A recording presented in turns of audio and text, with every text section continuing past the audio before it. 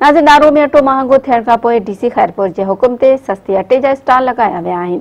उन हवाले सां ॾिसूं था हुबली गोपांग जी ही रिपोर्ट। जी नाज़रीन, हिन वक्त असां नारा तालका जी फ्लोर मिल ते बीठा आहियूं, जिते महांगाई उरूज ते हुजण करे आम अटे जे रिटेलर दुकाननि ते अटो महांगो हुजण जे करे सिंध गवर्नमेंट पारां खुराक खाते नारा फ्लोर मिल ते हुकुम जारी किया त तव्हां ग़रीब पोरियतनि खे सस्ते अघ ते स्टॉल हणी अटो फराहम कयो।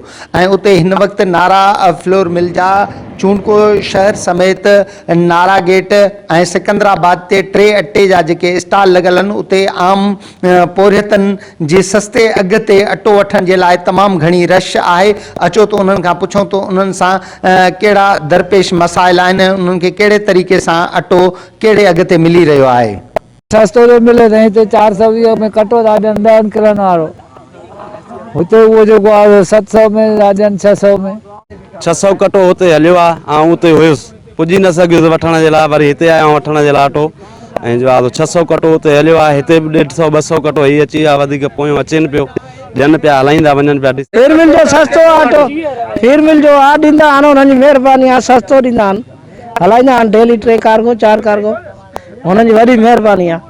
सस्तो सॼे शहर में सस्तो असांखे हिते थो मिले, कारके वठो मीलार वठो, जेको आहे असांखे सस्तो थो मिले। असां ग़रीब माण्हू, इन जे करे रोज़गार न आहे, असां इन जे करे अटो हिन खां असांखे सही थो मिले सभिनि खां।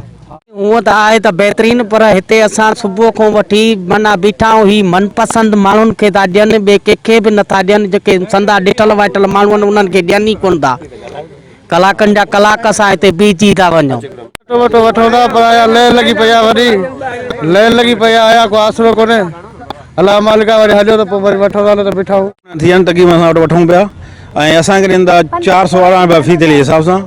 असां वॾा थोरा हितां सिंध गवर्नमेंट जा, असांखे जेको रिलीफ मिलियो आहे तमामु सुठो मिलियो आहे, ऐं उन खां असां दुआऊं कंदासीं नारा फ्लोर मिल खे, जेको असां लाइ सुठो ऐं तमामु भलो पैकेज हथ कयो। डीसी खैरपुर जो हुकुम ते असां अटो हलायूं था, हिते ग़रीब आवाम में हलायूं था, गवर्नमेंट वारे रेट में उन्हनि खे अटो असां हिते रिलीफ ॾियूं पिया, गवर्नमेंट वारे रेट में इन्हनि खे असां अटो ॾियूं था। असां मिल में बि हलायूं था, हुननि अटे खे असांखे कणिक ॾिए थो गवर्नमेंट, हुनजे हिसाब सां असां इन्हनि खे अटो ॾियूं पिया। हिते स्टॉलूं असांजा लॻनि पिया, हिते ठीकु आहे, हिते हलनि पिया। ही माण्हू हजूम तव्हां ॾिसो था, हिननि खां बि इंटरव्यू वठी सघो था। असां डेली असां 600-700 कटो हिते हलायूं था। हिते चूंडके शहर असांजा स्टॉलूं आहिनि, हिकिड़ो चूंडके शहर में आहे, ॿियो असांजो गेट ते हले पियो, मिल वारे गेट ते मिल में ई हले पियो।